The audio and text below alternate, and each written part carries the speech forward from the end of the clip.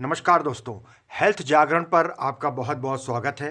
दोस्तों, हेल्थ जागरण वो चैनल है जो केवल स्वास्थ्य के बारे में बात करता है।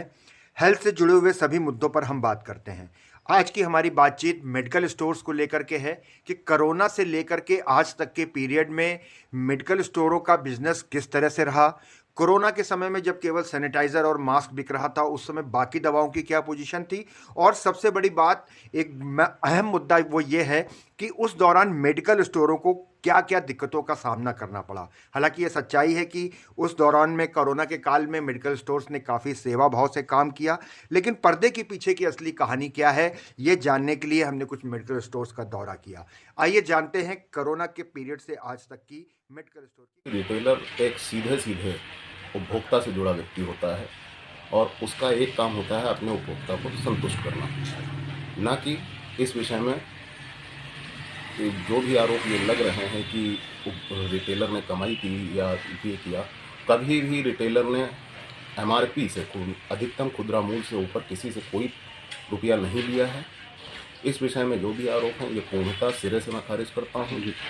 लेकिन जो उस वक्त की परिस्थिति थी, उस परिस्थितियों में रिटेलर को या सामान को मैनेज करने में, सामान को लाने में जितनी दुश्वारियों का सामना करना पड़ा है, ये आम जनता के सामने है ही नहीं जी। उस वक्त किन परिस्थितियों में क्या क्या परिस्थितियां थी, कैसी दिक्कतें हुई? उस वक्त परिस्थितियाँ ये थी कि जो हमारी दवा व्यापार की मंडी हुआ करती है, वो मंडी पूर्णतः बंद कर दी गई थी लॉकडाउन की वजह से। सबको घर से सामान लेना था और सबके घर अलग अलग दिशाओं में हुआ करते हैं। कोई कहीं रहता है, कोई कहीं रहता है। इसलिए सामान को अरेंज करने में बहुत परेशानियां आ रही थी। सामान हम लोग को, जो हम लोग का होलसेल पीटीआर होता है, पीटीआर से ऊपर, मतलब प्राइस टू रिटेलर, पीटीआर का मतलब होता है प्राइस टू रिटेलर, जो था उससे ऊपर माल हम लोग को मिल रहा था। मतलब कि माल महंगा मिल रहा था लेकिन बेचना एमआरपी पे ही था। हम लोग को एमआरपी पे ही होता है और कोई भी व्यक्ति इस चीज़ को नहीं कह सकता है, जी। कोई भी उपभोक्ता इस चीज़ को नहीं कह सकता है कि उसको किसी भी दुकानदार ने एमआरपी से ऊपर माल बेचा है। जी। उस वक्त की परिस्थिति ये थी कि जो चीज़ हम लोग को, मान लीजिए खरीद किसी चीज़ की 100 रुपये होती है और उसकी बिक्री 120 की होती है, वो चीज़ हमको उस वक्त 115 की मिल रही थी। 115 की मिलने के बाद अगर हम 120 बेच रहे थे, तो पहली चीज़ तो हम अधिकतम खुदरा मूल्य से अलग नहीं ले रहे थे, हम अपने मूल्य पे ही थे।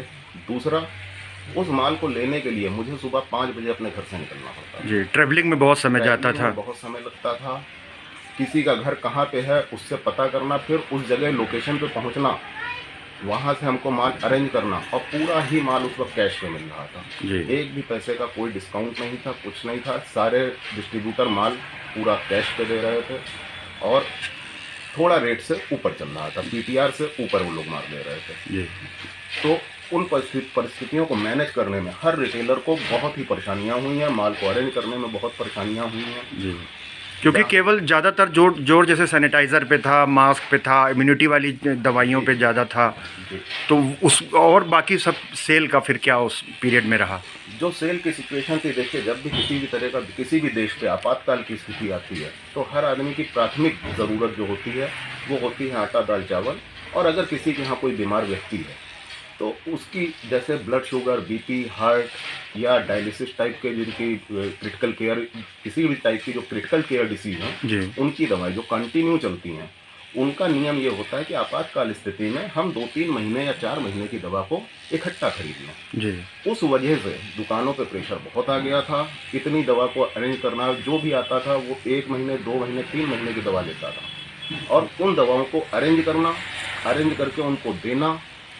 और उसमें भी ये कुछ दवाएं ऐसी हुआ करती हैं जो आसानी से नहीं मिलती है या जिनका विशेष लाइसेंस होता है। उन विशेष लाइसेंस की दवा को अरेंज करना बहुत ही मुश्किल काम था, लेकिन फिर भी हमारे सभी रिटेल कार्यकर्ताओं ने या रिटेल मेडिकल एसोसिएशन ने पूरी तरीके से साथ देते हुए इस काम को बखूबी निभाया और किसी भी व्यक्ति को दवा के से परेशान होने को आज की डेट की अगर बात करें तो सेल की क्या पोजीशन है? आज की व्यापार का स्थिति अब ये है इस वक्त की, उस वक्त जो था लोगों ने माल इकट्ठा खरीदा, अपनी दवा 3 महीने की, 6 महीने की, जिसकी जितनी कैपेसिटी जी जी। उस वक्त दवा खरीद ली गई। वो दवा अभी भी लोगों की चल रही है। इस वक्त व्यापार पूरी तरीके से बैठा हुआ है और रोजमर्रा के खर्चे जो हैं वो मैनेज करने में भी इस वक्त दिक्कत है। जी उसका कारण यह है कि डॉक्टरों की ओपीडी चल नहीं रही है, कि किसी भी तरीके का प्रिस्क्रिप्शन हो नहीं रहा है, इलाज महंगा हो चुका है और कोई भी डॉक्टर जैसे देख भी रहा है तो वो कॉन्टैक्ट ट्रेसिंग से दूर है, कि ऑनलाइन अपॉइंटमेंट ले रहा है, ऑनलाइन ही देख रहा है, ऑनलाइन ही पर्चा लिखे दे रहा है। जी। अब ऑनलाइन जब पर्चा लिखा जा रहा है तो पेशेंट पूरी तरीके से डॉक्टर से संतुष्ट नहीं हो पा रहा है। जो संतुष्टि एक होती है, देखिए जहाँ तक इलाज का सवाल है तो इलाज एक तो होता है कि हम दवा खाएंगे तो ठीक हो जाएंगे, दूसरा ये होता है कि एक सांत्वना डॉक्टर देता है। जब वो मरीज को टच करता है उससे मरीज को संतुष्टि महसूस होती है कि डॉक्टर साहब ने मुझे देखा। जी।